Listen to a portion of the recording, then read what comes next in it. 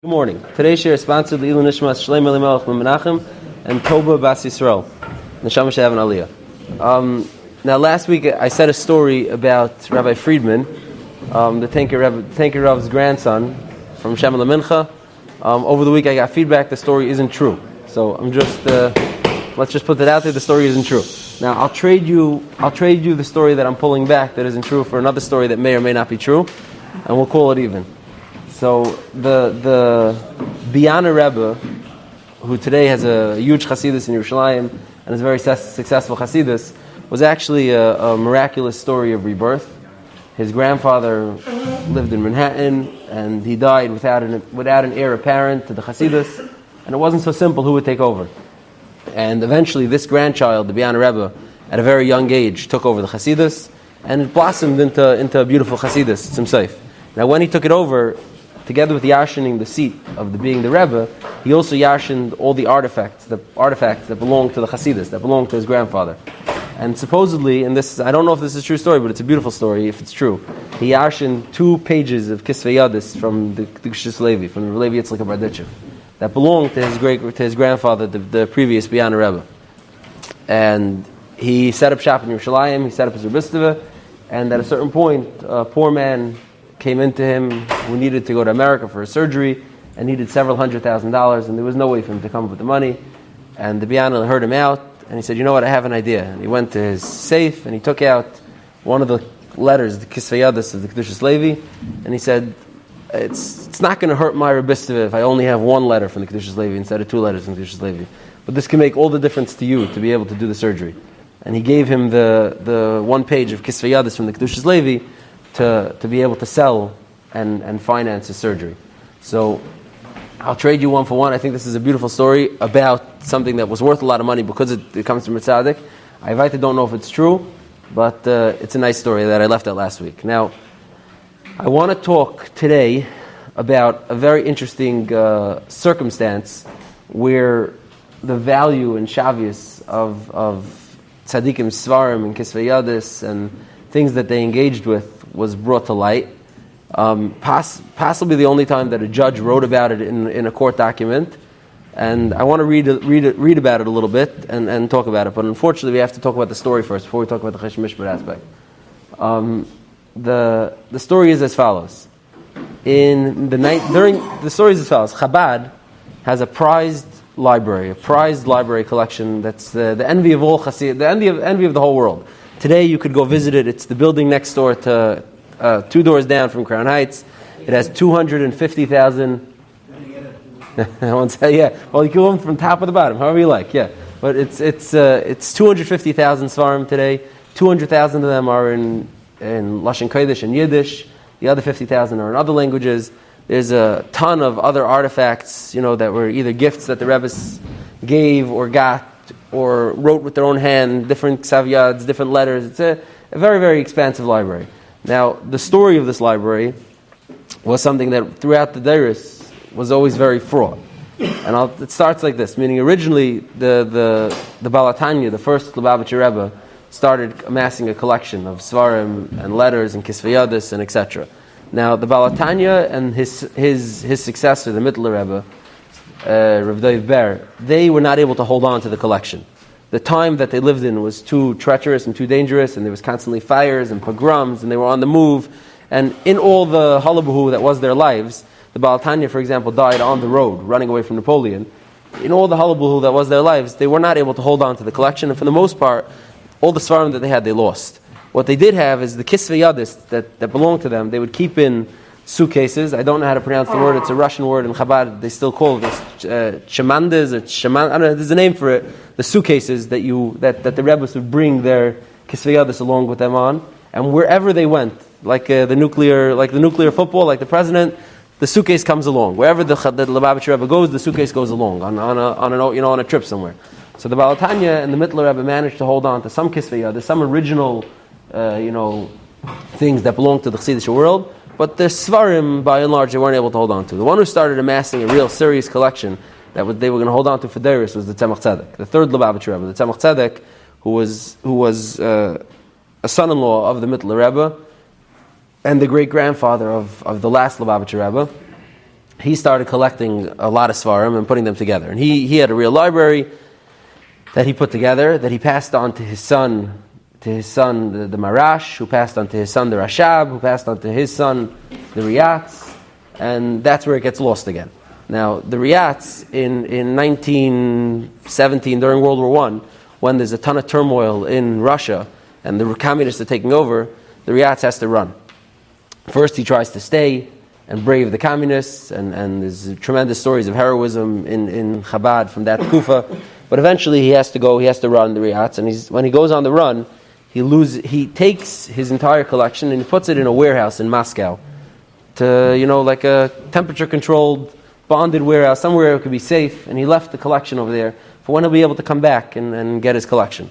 So the Riyats leaves the collection behind, and he goes, it's like a long trip, he goes to, I forgot all the stops he makes, he stops in Latvia, eventually he makes it to Poland, to Warsaw, and that's where the Riyat settles down for the next bunch of years. Eventually he comes to New York in 1939 or 1940, the Riyats comes to New York, but his collection's in Moscow. Now once he settles down in Warsaw, he tries to get back his collection, to get his Svarim back, and to no avail. He reaches out to the Russian government, and at that time the Russian government had become communist, and they confiscated all the contents of this warehouse, and it became property of the state, of the Russian state. It became, and the Lubavitch Rebbe, the Riyats, was not able to get it back. They offered him that if he pays, an exorbitant ransom, they'll give him back his collection. It was to no avail. He wasn't able to get it back, and ultimately, this bunch of Svarim from the warehouse in Moscow becomes called the Schneerson collection, and it's in the Russian National Library. The Russian National Library confiscates this and puts it into the library, and they still have it today. The Schneerson collection in the central library of the Russian, of the Russian state. Now, originally they tried to deny that they have it, but the last Lubavitcher Rebbe sent, shluchim, experts, and they tracked it down, and they found it, and still the Russian government wasn't holding them giving it back. The Lubavitcher Rebbe sued them in court, and the judge ruled that they have to give it back, and he fined them $50,000 a day for every day they don't give it back. But you're talking about the Russian government, and it's still there. So they were never matzliach in actually getting back the Schneerson collection, which belonged to the Lubavitcher Rebbe's. Now, Baruch Hashem, that for the suitcases, and the really, really valuable stuff always went along with the Rebbe's. So the Riyats had the really, really valuable stuff, the Kisvei Yadis, and Lamashal, I think the prize of the collection that they have is the Baal Shem Tov Siddur B'Ksav Yad, a handwritten Siddur that the Baal Shem Tov used, that has certain defining marks. There's a bloody tear mark in two places in the Siddur. Like that's how you could tell that it's the original artifact. So they have certain very, very chashuv things that came along in the suitcase. Now the Riyats, once he realized in 1924 that he wasn't getting back his Svarim anymore and that this collection was lost, so he started sending out ads in all the Frumma newspapers, all the papers that were connected to the movement, that we need to build up a library again. And people started donating Svarim to the library. They would either give money to him or they would send Svarim. And the Riyat started to build up another large collection of Svarim. Now, when he had to run again in 1940 or 1939, when the Nazis came to Poland, and the Riyats had to run again he had to leave behind this large collection of Svarim that he had just amassed in the last 20 years. And he only, again, took with him 3 or 4 suitcases of the really, really valuable stuff to the Hasidus. Now, again, he comes to the United States in 1940, and again, he sues the government to try to get back his Svarim. He sues this time it's the Polish government, I think, at that time still, to get the Svarim back. And this is an important detail, and you'll see why. This is an important detail. And in order to get the Svarim back, he had to get the help of the State Department. The State Department was able to help him to bring those Svarim back. But the State Department could only help retrieve property that belongs to an American citizen. And the Riyats was not an American citizen. Now, I forgot what it's called. It's called Agudas, I might be saying it wrong, but Agudas Anshe Chabad, I think, is an American LLC that was founded in 1939. It's an American LLC. So the 6th Lubavitcher Rebbe, the Riyats, gifted all the Svarim of his collection to this American LLC. And then the State Department was able to sue for its return, and in 1941 or 1942, the Svarim made it back to the United States, and he set up his collection in 770, which we'll talk about in a second. He set up his collection in 770. Now, this is a very important detail that the Riyats gifted it over, and you'll see why. Now, the Riyats comes to America, and he sets up shop in Crown Heights, and they buy this house, this beautiful mansion on 770 Eastern Parkway, 3-floor mansion with an elevator and a basement with a garage, parking. It's a beautiful, beautiful mansion. It actually belonged to a doctor, a Jewish doctor, who was going to prison for doing illegal abortions. Just an interesting factoid. He was on his way to prison for illegal abortions and had to sell his house. So he sold his house to Kahal, to whatever this LLC is, to Kahal Anshe Chabad. They buy the house, and the Riyatz, the shul was on the first floor. The Riyatz lived on the second floor, and on the third floor, his daughter and son-in-law, the Rashag, Reb Shmaryo Goraryeh, and his wife, together with their young child, lived in the house with the Riyatz. The seventh Lubavitcher Rebbe didn't come to America until 1942, a year later, and he moved to a different apartment. Meaning he showed up on the scene a little bit later. Now, so why is it important, this detail that he gifted it over? So here's where the Shaila starts, where the Choshen Mishpat aspect starts, and where the relevance to our Shmuz starts. In the 1980s, long after the Riyatz was nifter already, and Lubavitcher, the seventh and final Lubavitcher Rebbe was in charge. The grandson of the Riyatz, Barry Gorari, the only grandson that the Riyatz had, Barry Gorari, would come to 770 to visit his elderly parents, who lived on the third floor still of this house. And at a certain point, he fell in hard times, and he needed to make a little extra cash.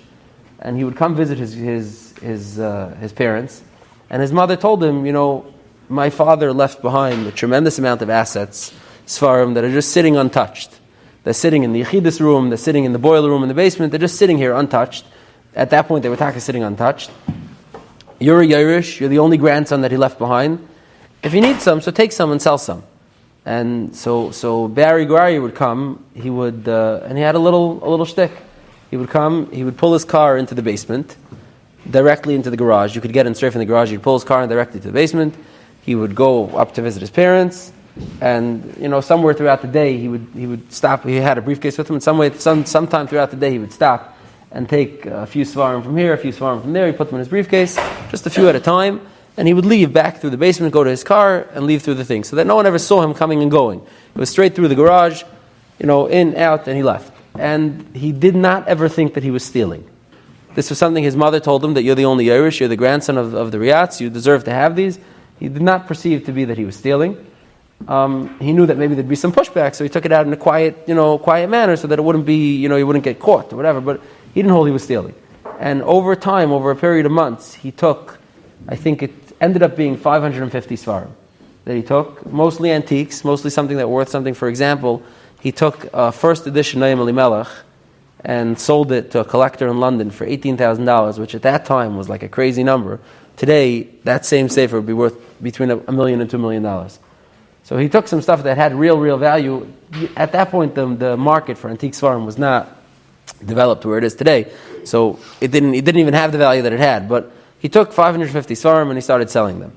Now, at a certain point, the Lubavitcher Rebbe appointed a few close people to be mesader the library and to organize the library and get it back under control. And they started noticing that svarim were missing. Things were missing, and every week more stuff would be missing. And they set up a camera with a tripwire that when the boiler room where all the old svarim was stored, when someone would walk in there, the camera would go on in I forget who it is, maybe Rabbi Lieberman's office or maybe Beryl Levine. I don't remember which one. There's a lot of names who were attached to this.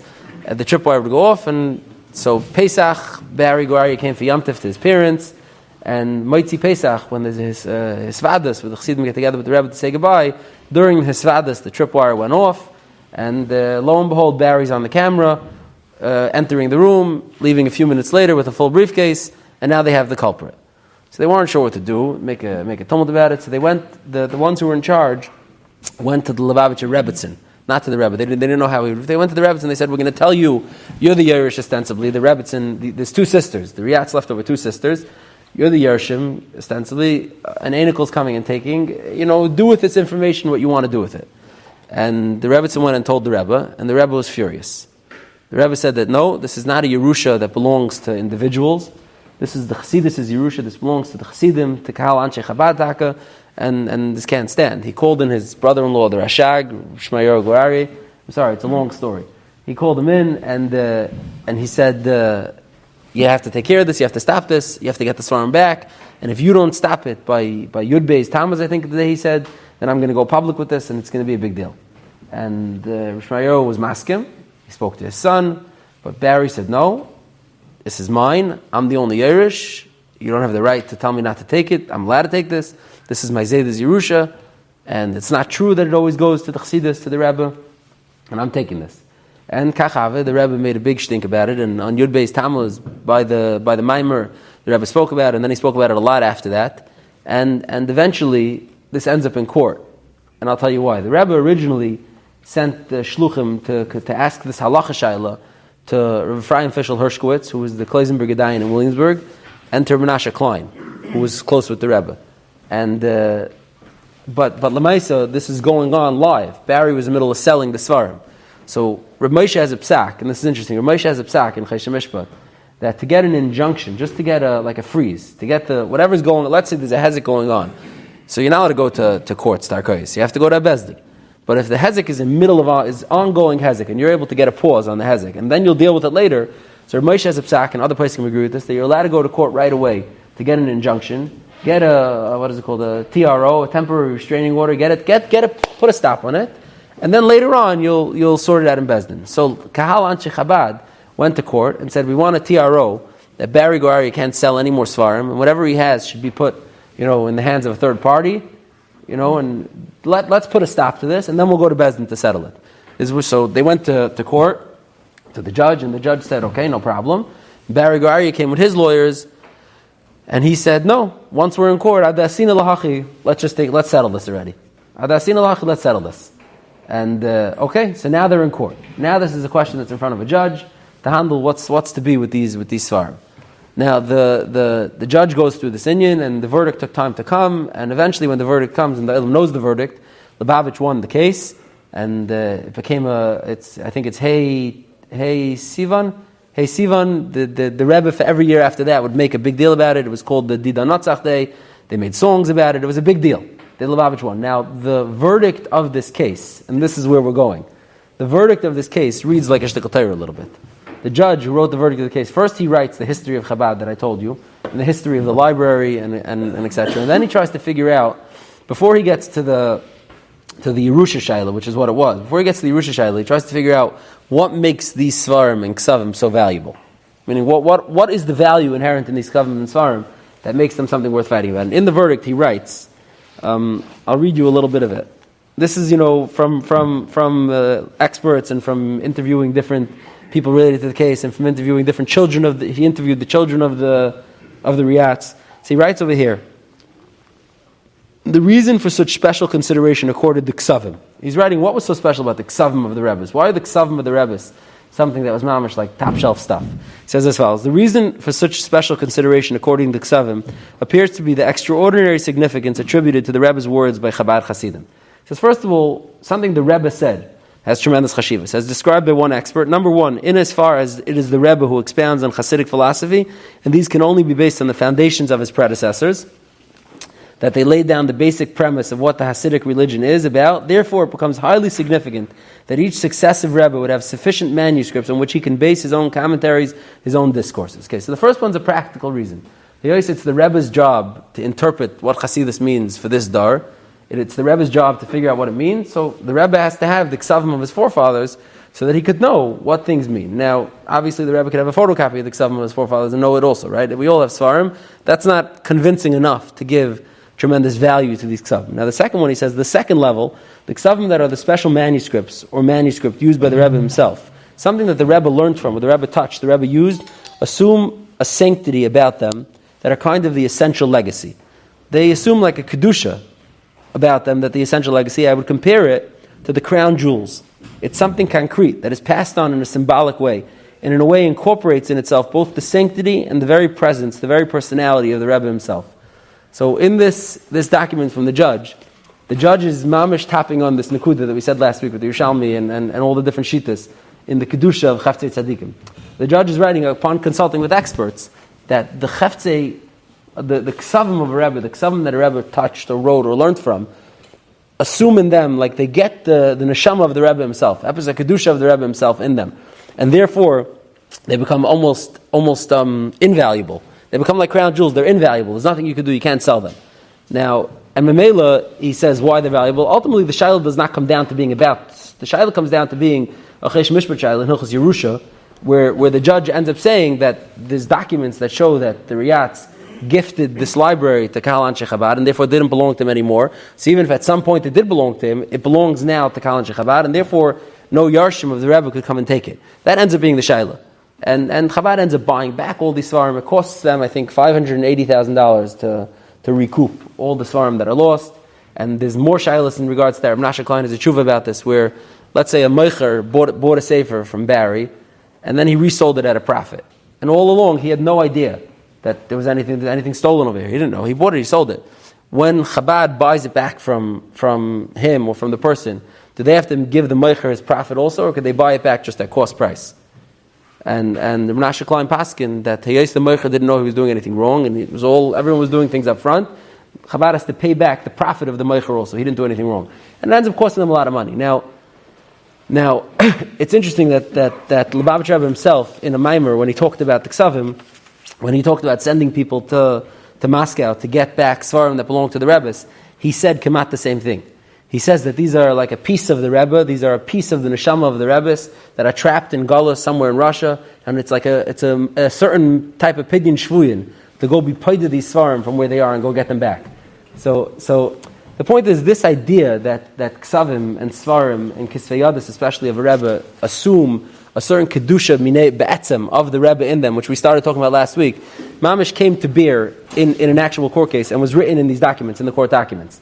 Now, the real shayla that I want to handle today is, okay, naniach we say that it's worth something because people who feel these feelings and who think there's a chshivas to these things would want to buy it. Okay, so let's say you're the guy who bought the Strymel of Chaim Kanievsky last week, and I come to your house and I burn it. What do I owe you? Do I owe you $1.8 million? That's its worth? I owe you $1.8 million? Or do I owe you whatever a used Strymel's worth? I don't know, used Strymel's worth $2,000, whatever. I owe you a used Strymel. Whatever I could buy a Strymel on eBay for is what I owe you. Or do I owe you what you think it's worth because it was Chaim Kanievsky's Strymel?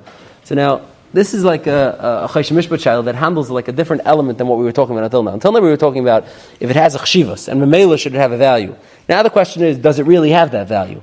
When you say something's worth more than it is it actually worth more than it is? So now the halacha in the Chaysh Mishpat, generally speaking, is that sentimental value. Let's say you have a picture of you and your grandmother, it's the only picture in the world that you have of it, and to you it's mamish worth the world.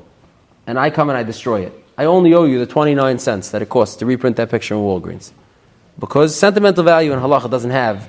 In Chaysh Mishpat, you can't mun me for sentimental value of the chayvetz that I destroyed. So what would be about Rav Chaim Strymel or the Balatanya's Kisvei Yadis or anything like that? I destroy them. What do I owe you? I owe you some paper and some ink? Or I owe you, something what crown jewels are worth. So I looked in a few Chaysh Mishpat Svarim, and there is no makar in Shulchan Aruch that talks about Kisvei Yadis of a Rebbe or the walking stick of a Rebbe or the Strymel of Rav Chaim, because like we said, although we could find pointers in different chazals that imply a certain chshivas and a certain value to these things, it definitely wasn't something that Dairis of Yidden were busy trading. So there's no makar in Shulchan Aruch that directly talks about it, but there is different rayas that people bring, and the consensus of these different svarim is that value is decided by what a market would pay for it. Now, granted, not the whole world would agree that a Strymel, an old used Strymel, is worth $2 million. But there is a market that agrees that this old Strymel is worth $2 million. So in that market, it's worth that. So Chaysh Mishpat would tell us that if there is a market that believes it's worth that, so you go bust at that market. It's not something that doesn't have a value. It's not something that's it's random. I decided it's valuable and nobody agrees with me. That's sentimental value. Sentimental value means, to me, it's valuable. It's my diploma. It's my picture. To me, it's valuable. But there is no market that agrees with me. He says the Svarim will say that a sefer like this, or an artifact like this, or a becher, or a walking stick, or etc., there is a market that agrees with me that says it has a value. And one of the rayas that they bring is there's a rush in Parak Hazav in regards to Ainah, where the Rush explains that the reason why Ainah is Aser is because the way I look at it, when Ainah means, right, if I buy something off you and you overcharge me a crazy number, over the amount that's allowed. So the halacha is it's Aser. Now why is that Aser? Because the way I look at it is, Be'etzem, I wanted orange juice. Orange juice is not worth $25. It's worth $4. And if I would just have the good fortune to be near a normal grocery, I could buy it for $4. Unfortunately, I'm stuck dealing with you. You're the only meicher in town, and you want $25 for it. I'm not meichel the fact that because you have me over a barrel, I have to pay you $25. But Lu Yitzor, I knew that wherever I'm going to go try to buy this orange juice, it's going to be $25. I wouldn't have a problem. So say the Paiskim, antiques is the same thing. I'm aware that you're right, maybe not everyone's going to pay this, and maybe this is not the sticker price of the item, but I know that wherever I'm going to go try to buy Rav Chaim Shreimel, it's going to cost me $2 million. It's not like I think that if I go somewhere else, I could get it for cheaper. So that's not I know. That becomes the value of the chayfetz. So the chayfetz actually assumes that value, and the halach would be that if I burnt Yankel Shreimel, I would owe him $2 million, not just $1.8 million. Now, that go like, let's say every grocery store liquid charges crazy price. Then it's not maybe are you saying that I know? It's a good question. I don't know. Ask your LOR. Now I just want to say one more nafkamina of this, and this is very interesting to me. There's a shaila in the Afar Kasa da Anya. It's a very fascinating tshuva, and in here there's a crazy details I just want to share. His shaila is very similar. His shaila is could I have a coin, a tiny little kupik that belonged to, we're going to go back to Rishon now, belonged to the Rishon, and I want to do Pidyon Ben with it. I have a son, and I need to pay the kohen 5 slime. Now this kupik was never worth more than 3 cents in the village, wherever it comes from in Russia originally. But to me, the fact that my great-great-grandfather got this from the Rishon makes this kupik worth, I don't know, to me it's worth $100,000. To me it's worth $10,000, whatever, it's worth something. Could I be paid my child with this coin or not? That's the shaila that Rav David Svarber discusses. Could I be paid my child with the thing? Now he handles back and forth, and it's an arichas de shaila, and he brings raya, sahina her. Then he brings a very interesting raya where he wants to say like this. He says there's a Gemara in Kedushin, it's a famous Gemara, where the Gemara handles a similar question about assuming value to something that doesn't have value. The Gemara in Kedushin and Avches, when it handles Shuma, not Shuma, the Gemara brings as follows. It brings a story. It says like this. Kihad Mar Baravashi. The Gemara wants to say that for a Talmud Chacham, for an Adam Chashuv, a Sudr is worth more money than what it would be worth, because he has to have his head covered at all times, so a Sudr is worth more money. The Gemara wants to bring a raya to that. Says the Gemara, Kihad Mar Baravashi, Zavin Sudrei, he bought a head covering, Me'imei de Rabba, from the mother of Rabba, Mikume Shavi Asar B'Tleiser, and he overpaid. It was only worth 10 and he paid 13. So that's the Gemara's raya that a Talmud Chacham values a Sudr and is willing to overpay for it. The Chuvas Afarsik Adanya over here, he brings such a fascinating wrinkle from this Gemara. He says as follows. He says it's interesting if you look at it. Why does the Gemara tell us who he bought the Sudr from? You want to just bring a raya that a Talmud Chacham is willing to pay for a Sudr more than it's worth? So say, Kihad Ma'aber Vashi, that he once bought a Sudr for 13 when it was only worth 10. Why does it tell us that he bought it from the mother of Rabbah? So he says, Yesh Leimer, he says. He wants to suggest. Possibly, he was buying Rabbah's Sudr. Rabbah wasn't alive. Rabbah's mother had his hats left at home, had his Siddharm left at home. And the reason why he was willing to overpay is because he was buying Rabbah's Sudr. He came here to buy Rabbah's Sudr, and Rabbah's Sudr he was willing to overpay for. He says, it was Rabbah's hat. Which we spoke about. So he says maybe he was buying it because it was Rabbah's hat. That's the value that it had for it. Now, then over here he brings something fascinating. He tries to bring a pshat, like why Chafetz Tzadikim are worth more. And he says as follows: Amali, he quotes from a Rebbe from the Baal Leket Ani. Amali shekol chayfetz haba miyad adam kaddish. Any chayfetz that comes from the hands of an adam kaddish, im neiseyu adam chayil rachman al-tzlan. If a sick person will touch it and hold it, hakayach hachitzayni bereach mipanav u'memela misrapa. The klippas that are attached to the sick person just fly away, and he merely gets healed from this chayfetz. Ve'im pella, he says, mashagoyna kaddish marash, which is the Bel Zerav, the Sar Shalom, the first Bel Zereba, kishiniach yadei al chayla, when he would put his hands on a chayla, miyad shav v'rafalai. Right away the chayla would get better. So zeu ikr koyach hakmeis. This is ikr. Now this is a fascinating little tidbit, which with the cute raya from a Gemara in Kedushin that he brings, and he says the Bel Zerav, he says Yidua, and I'll tell you a story about this in a second. The Bel Zerav says Yidua would be able to cure people by just putting his hands on them. And it's pashut because the klipas are beireach from the Kedushas. He says if you take Rabba's hat and you wear it, it's the same thing. The klipas are beireach and it adds Kedusha. Now it's just a tidbit, interesting. The Bel Zerav had the Sar Shalom had 2 daughters. And after the Sar Shalom wasn't alive anymore, one of his daughters was sick. And she went to the Divrei Chaim to ask for refuah shalema. The Divrei Chaim said, okay, I'm going to try, I'll daven for you. And she stood up and she said, what type of Rebbe are you? My father, when something was wrong, I would go to him, he'd put his hands and everything would be better. You tell me, maybe I'm going to daven, what type of Rebbe are you?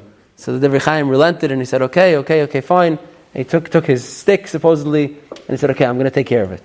This is a story that Mezak Deber, Sayin Bells and Sayin Sons, about the Sar Shalom's healing with his hands.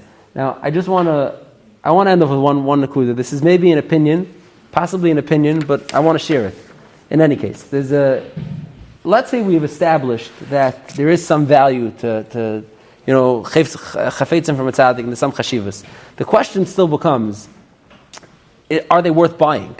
Meaning, let's say it has a value, it's something, it's good, is it worth buying? Now, we know that in Hilchas Tzedakah, for example, just because something's at tzedakah doesn't mean you're allowed to give to it. There are priorities, right? Meaning there's a hierarchy in Hilchas Tzedakah. We know that even when it comes to spending on good things, even in your Kedusha budget, even in your budget for good things, there's a hierarchy. It's not so simple to just, splash out in something and neglect something else.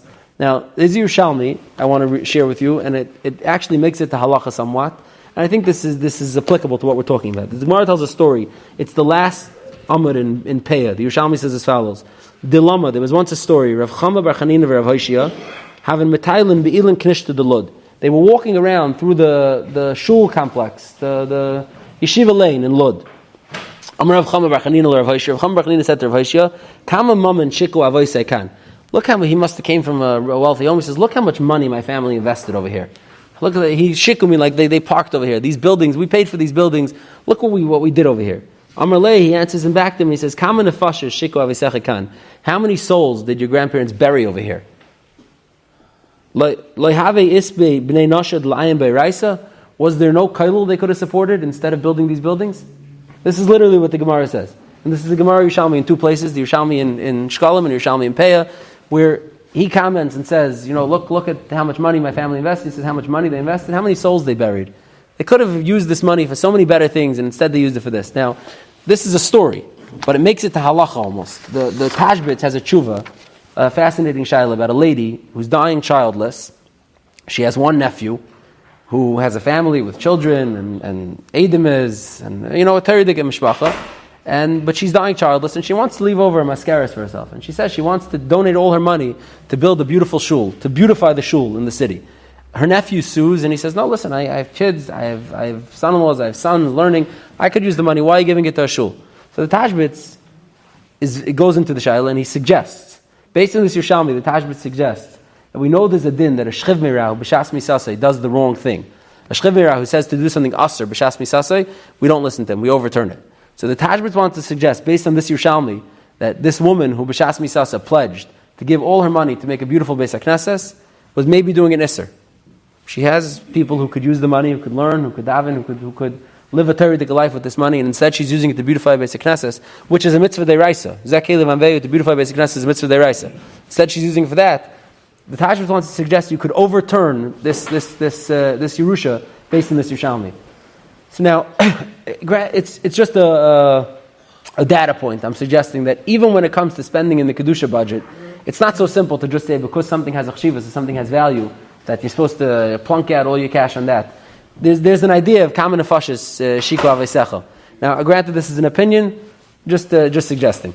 Okay, one second. I want to continue this chaftzit, not chaftzit. I want to talk about more kvitlach, kvarim, these type of things. But I think next week we'll take a short break to figure out if and what Tu B'Shvat has to do with Shabsai Tzvi, and then we'll continue. You've just experienced another Torah class brought to you by TorahAnytime.com.